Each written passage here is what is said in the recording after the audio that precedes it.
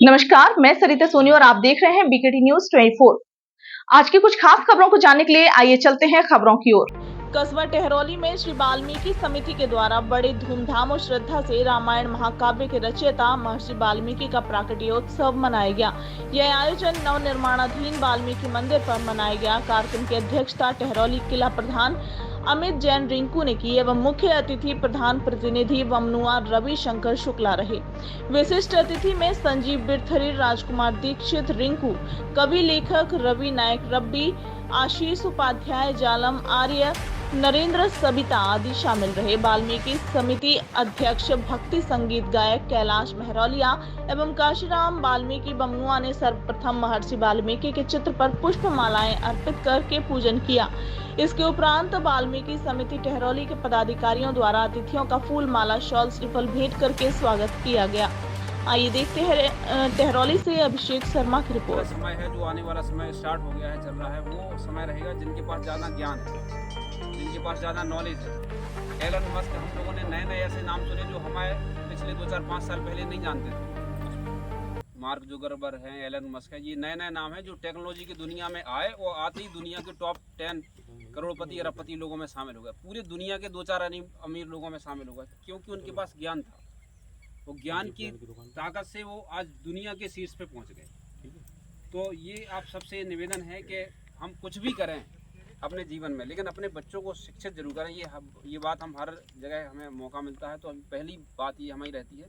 बड़े लोगों ने दुनिया की ये कहा है कि अगर दुनिया में केवल 20 लोग अगर योग पैदा हो गए तो पूरी दुनिया को बदलने की क्षमता है ज्ञानवान। तो हम आप लोग एक व्यक्ति अपने समाज में 1, 2, 4, 5 भी अगर हमारे बीच में एक बहुत अच्छे नए होनहार लड़के निकल गए तो हमारी पूरी समाज की, पूरी परिवार की दिशा बदल देंगे। तो वो हम लोग कुछ भी काम करें, कैसे भी मेहनत कर लें, कुछ भी करते रहें, अपने बच्चों को जरूर पढ़ाएं। बाकी समाज को सब बाकी चीज़ें चलती रहेंगी, लेकिन पूरा फोकस केवल बच्चों पर रहे अपने, कि हमारे बच्चे जरूर पढ़ने जाएं, क्योंकि आने वाली जो समय है, ये जो समय चल रहा है, वो ज्ञान का समय है और ज्ञान की पूजा है। आज एक अधिकारी अफसर बन के आता है तो सब लोग पाँव पलटने में लग जाते। कोई ये नहीं पूछता कि आप भैया अहरवार हो, क्या पंडित जी हो, क्या ठाकुर साहब हो, क्या वाल्मीकि हो, कोई नहीं हो, साहब सब जने चरण वंदन कर रहे हैं। क्यों? क्योंकि ज्ञान की पूजा है। तो जो समय है वो ज्ञान का समय है। आप सबसे निवेदन है कि ज्ञान के क्षेत्र में हमें आगे बढ़ना है और किसी दिशा में कंपटीशन ना करें। भाई मोबाइल का ज़माना है, तकनीक का ज़माना है और चीज़ें हैं, कपड़े हैं, इन सब में शौक थोड़े कम कर लें, लेकिन पढ़ाई में ज़रूर लगाएं। ये सबसे निवेदन है। और आप लोगों ने बहुत सुंदर कार्यक्रम रखा है, हम सब लोगों को बुलाया है। हम सब लोग आपका धन्यवाद ज्ञापन करते हैं कि हम लोगों को इस लायक समझा आपने, कि हमें आपके बीच आने का अवसर प्रदान किया। बहुत बहुत एकदम प्रेरणा हुई कि भगवान का नाम लिया जाए। वो लंबी कहानी है, खैर शॉर्ट में बात करनी है क्योंकि समय सभी के पास बहुत कम है। एकदम से प्रेरणा हुई कि भगवान का क्यों ना नाम लिया जाए। उन्होंने राम इतनी शिद्दत से नाम लिया, भगवान राम का इतनी शिद्दत से लिया कि वो सिद्ध हो गए और भगवान ब्रह्मा जी ने उनको दर्शन दिए, आकर के उन्हें आदेश दिया कि आप तपस्या कर तो ही रहे हैं, लेकिन आप रामायण की रचना करें। ऐसी रामायण, ऐसा सिद्ध ग्रंथ, ऐसा महाकाव्य जो जगत प्रसिद्ध हो। तो उन्होंने रामायण की रचना की। वो आप जानते हैं कि रामायण के रूप में उन्होंने कालजयी रचना कर डाली। कालजयी रचना, भगवान राम का वो आदर्श सिद्धांत, भगवान राम के वो परिकल्पना, भगवान राम का वो आदर्श उन्होंने लिख डाला, जिन्हें इतिहास में सर्वश्रेष्ठ महाकाव्य का दर्जा दिया जाता है, जिसे सर्वश्रेष्ठ कृति माना जाता है, जिसे उन्होंने रामायण की रचना की।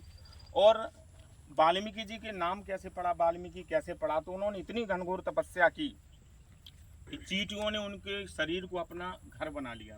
दीमक लग गए थे उन्हें जगह जगह। चींटियों का घर बनाने के कारण उनका नाम वाल्मीकि पड़ा। तो वाल्मीकि कोई जाति नहीं, एक परंपरा है, एक सिद्धांत है।